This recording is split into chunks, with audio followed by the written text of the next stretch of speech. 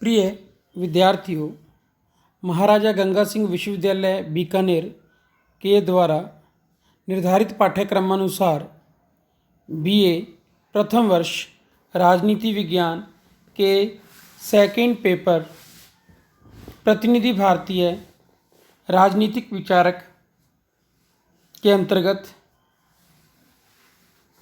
दूसरा अध्याय कौटिल्य के जीवन परिचय का अध्ययन हम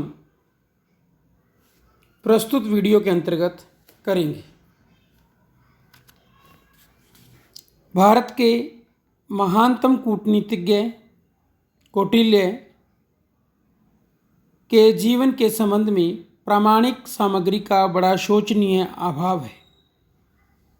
उनके बहिर्मुखी व्यक्तित्व के समान ही उसके नाम भी अनेक रहे हैं, जिनमें 3 अधिक प्रसिद्ध हैं। आचार्य विष्णुगुप्त, जो कि उनका वास्तविक नाम है। कौटिल्य उसे इसलिए कहा जाता है क्योंकि उनका जन्म कुटिल नामक ब्राह्मण वंश में हुआ था। चाणक्य, इनके पिता का नाम चणक था, इसलिए इन्हें चाणक्य भी कहा जाता है। वर्तमान समय में विद्वान लोग उसे कौटिल्य के नाम से तथा सामान्य जगत में लोग उसे चाणक्य के नाम से संबोधित करते हैं। कौटिल्य मौर्य साम्राज्य की आधारशिला रखने वाले चंद्रगुप्त मौर्य के समकालीन थे। हिंदी के कवि तुलसीदास और सूरदास की तरह इनके जन्म स्थान के संबंध में बड़ा मतभेद है। बौद्ध ग्रंथ उनकी जन्मभूमि तक्षशिला मानते हैं, तो जैन धर्म ग्रंथों के अनुसार उनकी जन्मभूमि मैसूर राज्य का श्रवणबेल गोला प्रदेश है। इसके अलावा कुछ ऐसे विद्वान भी हैं जो इनका जन्म स्थान नेपाल का तराई प्रदेश मानते हैं। इनकी शिक्षा दीक्षा नालंदा विश्वविद्यालय में हुई। उस समय उत्तरी राज्यों का केंद्र मगध राज्य था, जिस पर नंद वंश का शासन था। नंद वंश का अंतिम शासक महापद्मनंद था। एक कथा इस प्रकार से है कि महापद्मनंद के प्रधानमंत्री शक्टार अपने राजा से नाराज रहते थे और राजा ने उन्हें एक दिन कुछ ब्राह्मणों को निमंत्रित करने का कार्य सौंपा। शक्टार ने एक दिन इस काले शिखाधारी चाणक्य को पैरों में चुभ जाने पर कांस नामक घास को मट्ठा डालकर समूल नष्ट करते हुए देखा था। अतः वह कौटिल्य को निमंत्रण दे आया और उसे सबसे ऊंचा आसन दिया। अब जब महापद्मनंद राज दरबार में आया, आते ही उसने देखा कि एक काला कलूटा शिखाधारी व्यक्ति ऊंचे सिंहासन पर बैठा है। महापद्मनंद कौटिल्य का रंग देखकर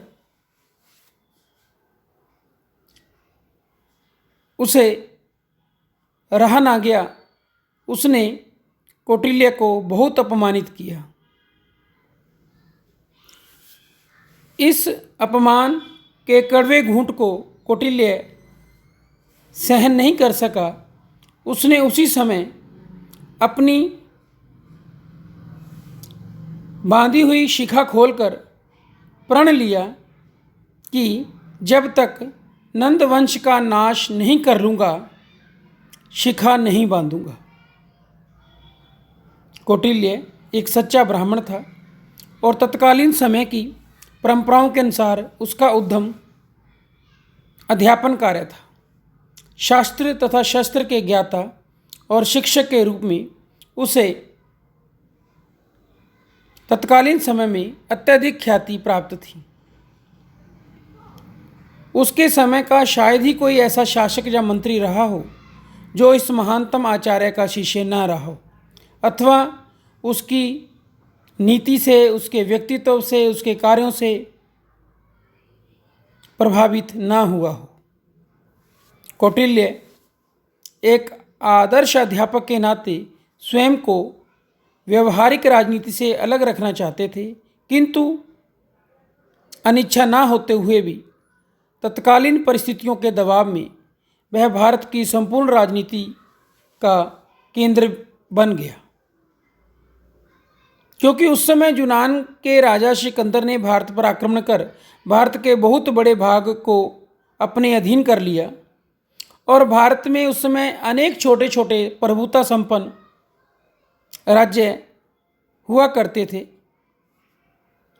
और भारत के इन छोटे छोटे राज्यों में संगठन का नितांत अभाव था और ये छोटे छोटे राज्य परस्पर छोटी छोटी बातों को लेकर संघर्ष और कलह में ही लिप्त रहते थे। भारत में सिकंदर ने जब आक्रमण किया और बहुत सारे प्रदेश को अपने अधीनस्थ कर लिया, ऐसे समय में भारत के अनेक नरेशों ने अपने ही देशवासियों को अन्य राज्यों को हराने में सिकंदर की मदद की। इस प्रकार के घटनाक्रम से आचार्य विष्णुगुप्त कौटिल्य को बहुत अधिक आघात पहुंचा। इस दुर्दशा से मुक्ति पाने के लिए उसने हिमालय तथा समुद्र के बीच की इस संपूर्ण आर्य भूमि को एक शासन सूत्र में पिरोना आवश्यक समझा। उसने यह समझा कि भारत एक संपूर्ण राष्ट्र होना चाहिए जिसमें छोटी छोटी बातों को लेकर झगड़ा करते हुए छोटे छोटे प्रभुता संपन्न राज्य एक होकर रहें। अपने इस लक्ष्य को दृष्टि में रखते हुए उसने अपने प्रिय शिष्य चंद्रगुप्त मौर्य को बहुमुखी प्रशिक्षण दिया और अपने इस शिष्य चंद्रगुप्त मौर्य के द्वारा नंद वंश का विनाश कराकर एक महान अखिल भारतीय मौर्य साम्राज्य की स्थापना की। इस दौरान उसने तात्कालिक परिस्थितियों के मद्देनज़र राजनीतिक विचारों का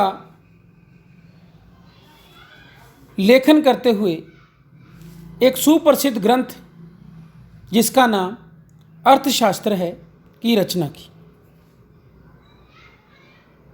जैसा कि हम जानते हैं कि आचार्य विष्णुगुप्त कौटिल्य का अपमान महापद्मनंद ने किया था और उस दरबार में ही उसने अपनी शिखा खोलकर प्रण लिया था कि जब तक मैं नंद वंश का नाश नहीं कर लूँगा, शिखा नहीं बांधूंगा। इसी प्रण के तहत चाणक्य ने चंद्रगुप्त मौर्य के द्वारा नंद वंश का विनाश कराया।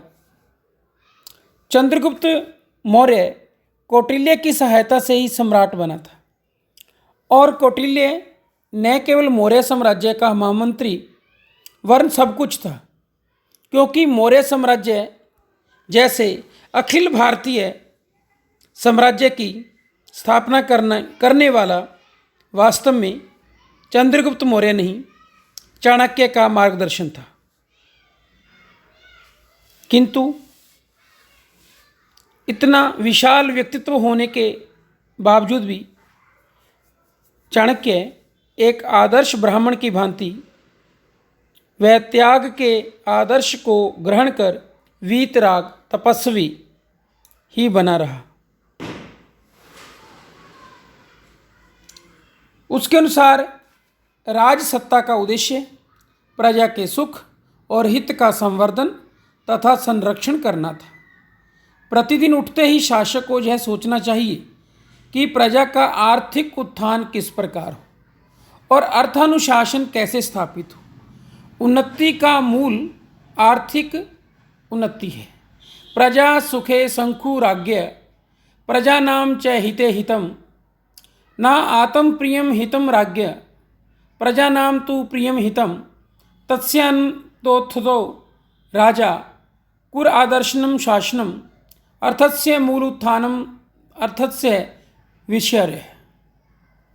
इस प्रकार कौटिल्य ने राजा को यह परामर्श दिया कि प्रजा का उत्थान संपूर्ण रूप से तभी हो सकता है जब उसका आर्थिक उत्थान हो, क्योंकि राज्य की उन्नति के मूल में आर्थिक उन्नति ही काम करती है। कौटिल्य जिस आवास में रहते थे उनकी कुटिया छोटी सी कुटिया थी। उनकी कुटिया का चित्रण विशाखदत्त ने मुद्रा राक्षस में इन शब्दों में किया है। कुटिया के एक ओर गोबर के उपलों को तोड़ने के लिए पत्थर पड़ा हुआ था, दूसरी ओर विद्यार्थियों द्वारा लाई गई लकड़ियों का गट्ठर पड़ा था। सुखाने के लिए रखी गई लकड़ियों के बोझ से छत दबी जा रही थी। इसकी दीवार विजीर्ण शीर्ण अवस्था में थी। इस प्रकार हम एक कितने बड़े विशाल साम्राज्य के महामंत्री के आवास को देखकर हमें भलीभांति इस बात का ज्ञान हो जाता है कि किस तरह से वर्तमान समय में एक छोटे से गांव का सरपंच थोड़े ही समय के शासनकाल के दौरान अपनी बड़ी बड़ी इमारतें खड़ी कर लेता है। दूसरी तरफ चाणक्य, जिसने छोटी सी कुटिया में ही अपना जीवन निर्वाह किया, पश्चिमी राजदर्शन के जनक अरस्तु के समान ही कौटिल्य को भारतीय राजदर्शन का जनक कहा जा सकता है। सालेटोर के इस विचार में तनिक भी अतिशयोक्ति नहीं है कि प्राचीन भारत की राजनीतिक विचारधाराओं में सबसे अधिक ध्यान देने योग्य कौटिल्य की विचारधारा है। कौटिल्य पूर्वगामी अर्थशास्त्रों अर्थात राजनीतिक विचारों के सार से कहीं अधिक विस्तृत रूप से वैज्ञानिक ढंग से राजनीतिक विचारों का संग्रह अपने अर्थशास्त्र नामक पुस्तक में किया। कौटिल्य से पूर्व भारत में अनेक राजनीतिक विचारक हुए, जिनमें बृहस्पति, भारद्वाज, वातव्याधि का नाम प्रमुखता से लिया जा सकता है। कौटिल्य ने भी इन विचारकों के नाम अपने अर्थशास्त्र में उल्लेख किए हैं।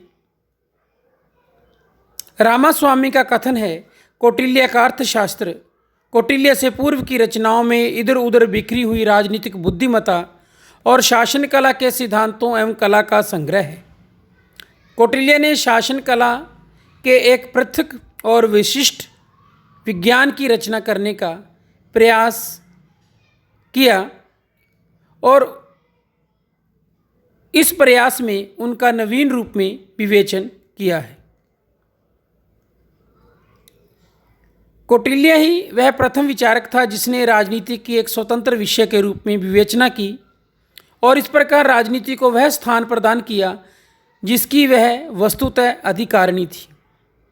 इस प्रकार कौटिल्य ने भारत में वही कार्य किया जो कार्य उसके समकालीन विचारक अरस्तु यूनान में कर रहे थे। कौटिल्य ने राजनीति के एक स्वतंत्र विषय के रूप में जो विवेचना की, उसका भारतीयों के मानस पर अत्यंत स्वस्थ प्रभाव पड़ा। कौटिल्य एक यथार्थवादी विचारक था।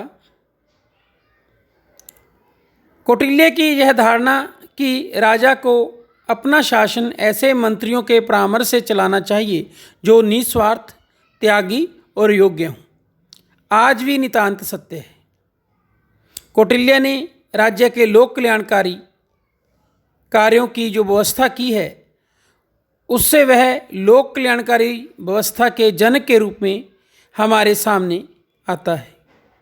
कौटिल्य का राजा का यह उपदेश करना कि शासक को प्रजा के धर्म में कभी भी हस्तक्षेप नहीं करना चाहिए और प्रत्येक व्यक्ति को धर्म पालन की पूर्ण स्वतंत्रता होनी चाहिए। इस बात को सिद्ध करती है कि धर्मनिरपेक्ष राज्य का आदर्श रूप कोई आज के युग की देन नहीं है। कौटिल्य ने न केवल राजनीतिक विचारों का प्रतिपादन किया, वरन अपने व्यवहारिक कार्यों के आधार पर देश को एक सुदृढ़ एवं केंद्रीकृत शासन प्रदान किया। उसने विशाल मौर्य साम्राज्य की स्थापना की और साम्राज्य के महामंत्री के रूप में अपने प्रशासनिक सिद्धांतों को सफलतापूर्वक क्रियान्वित किया। इस दृष्टि से कौटिल्य राजनीति का प्रकांड पंडित ही नहीं, वरन भारत के महान पुत्र और भारतीय इतिहास के महान नायक के रूप में हमारे सामने आता है। बंदोपाध्याय ने ठीक ही लिखा है, महाकाव्यों तथा पुराणों के वीर पुरुषों के बाद भारतीयों का एक अन्य किसी नाम से इतना परिचय नहीं है जितना कि चाणक्य के नाम से। संपूर्ण भारत में शासन कला तथा कूटनीति का अध्ययन आरंभ करने वालों को भी अभी तक उनके नाम से संबंधित नीतियाँ सिखाई जाती है। कौटिल्य एक व्यवहारिक राजनीतिज्ञ थे। उन्होंने जो सिद्धांत बनाए उन्हें स्वयं प्रयोग करके देखा। मौर्य साम्राज्य के बाद भारत में जब तक राजागण कौटिल्य के सिद्धांतों का पालन करते रहे, तब तक भारत उन्नति के चरम शिखर पर चढ़ता रहा। उसके बाद हिंदू साम्राज्य का धीरे धीरे पतन शुरू हो गया। कौटिल्य को चाणक्य के नाम से भी जाना जाता है। 8 सितंबर 1991 से लेकर 9 अगस्त 1992 तक डीडी नेशनल पर चंद्र प्रकाश द्विवेदी द्वारा लिखित एवं निर्देशित चाणक्य सीरियल टीवी पर दिखाया गया, जिससे आमजन कौटिल्य के बारे में, चाणक्य नीति को अच्छे तरीके से समझ पाया और यह जान पाया कि किस तरह से इतने बड़े प्रदेश का महामंत्री एक साधारण ब्राह्मण की भांति, वीतराग तपस्वी की भांति किस तरह एक छोटी सी झोंपड़ी में, जैसा कि विशाखदत्त ने मुद्रा राक्षस में लिखा है, उसकी झोंपड़ी का चित्रण किया है, में निवास कर सकता है। धन्यवाद।